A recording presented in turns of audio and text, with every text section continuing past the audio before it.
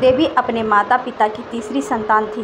उसके 2 भाई थे। माता पिता भाई अत्यधिक लाड़ प्यार के कारण उसे घर से बाहर निकालने नहीं देते थे। जब भी वह कहती थी कि माँ बाहर भाइयों को खेलते हुए देखूंगी, तब भी माँ बाहर बैठने नहीं देती थी। कहती थी कि लड़कियों को 4 दीवारी पार नहीं करनी चाहिए।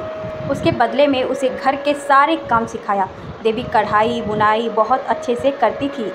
जब वह 17 साल की हुई तो उसकी शादी सोमेश्वर के साथ हो गई थी। वो अपने 3 भाई बहनों में सबसे छोटे थे। सब लोग साथ मिलकर रहते थे। सास गायत्री कड़क मिजाज की थी। देवी की दोनों जेठानियों ने अपने शादी के समय बहुत सारा दहेज लेकर आई थी, इसीलिए गायत्री उन्हें कुछ नहीं कहती। देवी को कम दहेज लाने के जुर्म में आए दिन ताने सुनने पड़ते थे। इस कार्य में देवरानियां भी उनका साथ देती थी। उन्हें मुफ्त की नौकरानी मिल गई थी, ऐसा वो सोचने लगे थे। देवी घर का सारा काम बिना चूँ-चाँ करे कर लेती थी। देवी माँ बनने वाली है सुनकर गायत्री जी खुश हो गई थी और उनकी देखभाल करने लगी थी, परंतु उसके सामने शर्त यह रखी गई थी कि लड़का ही पैदा करना। हमारा खानदान में लड़कियों के लिए कोई जगह नहीं है। माता पिता और परिवार को आगे लड़के ही बढ़ाते हैं, लड़कियां तो पढ़ाई होती है। देवी के दिल में धक धक होती थी। वह दिन भी आ गया था जब देवी ने प्यारी सी बिटिया को जन्म दिया था। गायत्री ने तो उसका मुंह भी नहीं देखा था। वह घर में ही घूमती रहती थी, परंतु उसे कोई भी प्यार नहीं करता था। बच्ची भी समझने लगी थी कि दादी उसे पास तक आने नहीं देती है। देवी दूसरी बार माँ बनने वाली है, यह सुनकर गायत्री ने साफ कह दिया था कि अगर इस बार बेटा नहीं हुआ तो सोमेश्वर की दूसरी शादी करा देगी। होनी ही को कोई नहीं डाल सकता है। और देवी को फिर से लड़की हुई।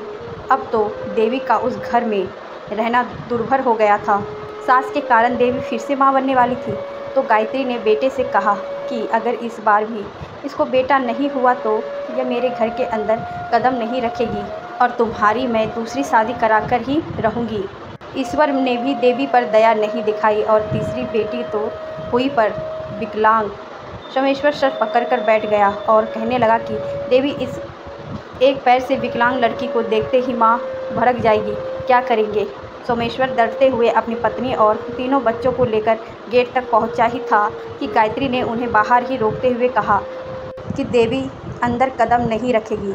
हाँ, तुम अंदर चलो, कहते हुए सोमेश्वर को अंदर ले जाने लगी। सोमेश्वर ने उनसे अपना हाथ छुड़ाते हुए कहा कि मेरी पत्नी और बच्चों के प्रति मेरी भी जिम्मेदारी है, इसीलिए जाएंगे तो हम साथ में जाएंगे। कहते हुए पत्नी और बच्चों को लेकर चला गया। एक घर किराए पर लेकर वो बच्चों को पालन पोषण करने लगे। ईश्वर को इनकी यह छोटी सी खुशी भी रास नहीं आई और रामेश्वर की मृत्यु एक हादसे में हो गई थी। देवी पर जैसे दुखों का पहाड़ टूट पड़ा था। उसे समझ में नहीं आ रहा था कि 3 लड़कियों को लेकर कहाँ जाए। दिल पर पत्थर रखकर वह गायत्री के पास पहुंची तो उसने देवी के मुंह पर दरवाज़ा बंद कर दिया, यह कहते हुए कि उसके कारण ही उसका बेटा मर गया है। देवी ने कुछ दिन तक घर चलाया। अब सामान खत्म होने लगे तो उसने आस पड़ोस के लोगों की मदद से लोगों के घरों में खाना बनाने लगी। वह अच्छा खाना बनाती थी तो लोगों को उसके हाथ का खाना पसंद आने लगा। उसने अपने बच्चे को खूब पढ़ाने का फैसला कर लिया था, क्योंकि वह नहीं चाहती थी कि माँ के सामने वो अनपढ़ रहे। वह घर पर भी खाना बनाकर लोगों को डब्बे भेजने लगी थी। धीरे धीरे उसका काम बहुत अच्छे से चलने लगा। बड़ी बेटी ने बीएड किया और सरकारी स्कूल में नौकरी करने लगी। दूसरी बेटी ने बैंक की परीक्षा पास की और बैंक में नौकरी करने लगी। देवी ने दोनों की शादी अच्छे घरों में करा दिया। वो अपने परिवार में खुश है। तीसरी बेटी राशि की ही उसे फिक्र थी, क्योंकि उसका एक पैर छोटा था जिसे वह हल्का सा नंगराते हुए चलती है। वह पढ़ने में बहुत होशियार थी। मेडिकल एंट्रेंस में उसने टॉप किया, जिसकी वजह से उसे स्कॉलरशिप मिल गई और उसने अपने डॉक्टर की पढ़ाई पूरी कर ली। यह सब सोचते हुए देवी को पता ही नहीं चला कि रात के 12 बज गए हैं और राशि अभी तक घर नहीं आई है। उसने दोनों बेटियों को फ़ोन कर दिया था कि राशि अभी तक घर नहीं आई है। विमला ने कहा भी, माँ वह घर एक डॉक्टर हैं, कोई इमरजेंसी आ गई होगी, आ जाएगी, आप फिक्र मत कीजिए। देवी ने फ़ोन रखा ही था कि बेल बजी। दरवाज़ा खोला तो राशि आ गई थी और पूरी तरह से भींगी हुई थी। तब देवी को पता चला कि बाहर मूसलाधार बारिश हो रही थी। राशि कपड़े बदलने के लिए जाते हुए कहा कि माँ, एक अच्छी सी अदरक वाली चाय बना दीजिए ना, फिर आकर बनाती हूँ। कि देरी क्यों हो गई है? देवी उसके लिए चाय बनाकर लाई। राशि चाय पीते हुए बताने लगी थी कि मैं जल्दी ही अस्पताल से बाहर आ गई थी, पर रास्ते में एक जगह बहुत भीड़ दिखाई दी, तो मैंने ड्राइवर से गाड़ी रोकने के लिए कहा और जाकर देखा तो एक वृद्ध महिलाएं बेहोश पड़ी हुई थी।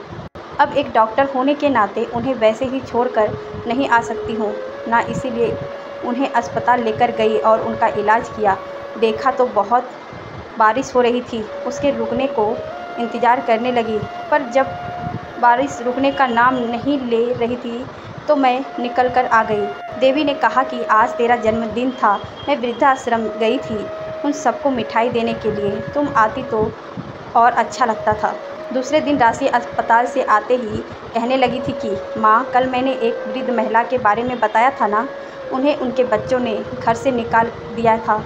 वो नर्स से बता ही रही थी तो मैंने सुना था। देवी ने बताया था कि कल जब मैं वृद्धाश्रम में मिठाई बांटने गई थी तो वो लोग आपस में बातें कर रहे थे कि एक महिला भाग गई है।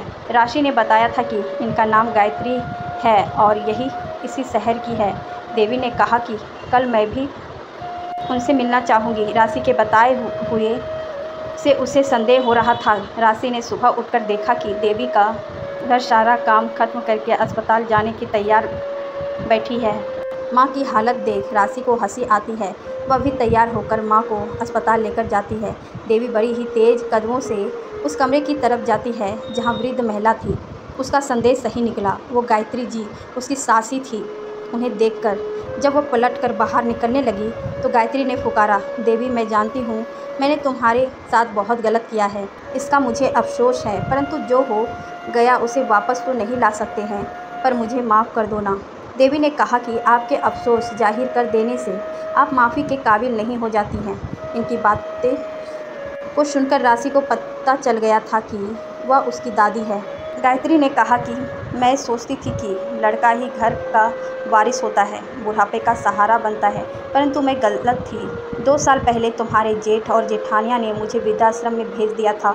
उसी समय मुझे लगा था कि मैंने तुम्हारे साथ गलत किया था, उसकी ही सज़ा मुझे मिल रही है। उस दिन मैंने तुम्हें मिठाई बांटने के लिए आते हुए देख लिया था। तुमसे मैं नज़रें नहीं मिला सकती थी, इसीलिए भागकर बाहर आ गई थी। जिन लड़कियों से मैं नफ़रत करती थी, देखो आज उसी ने मेरी जान बचाई है। राशि ने आकर बताया कि आपको डिस्चार्ज किया जा रहा है, आप कहाँ जाएंगी? फिर से आपको वृद्धाश्रम भेज दिया। उसी समय देवी ने कहा कि नहीं राशि, वो हमारे साथ चलेगी। उन्होंने बहू को घर से भगा दिया गया, लेकिन उनकी बेटी अभी जिंदा है। राशि भी खुश हो गई और दोनों को ड्राइवर से कहकर घर भिजवा दिया था।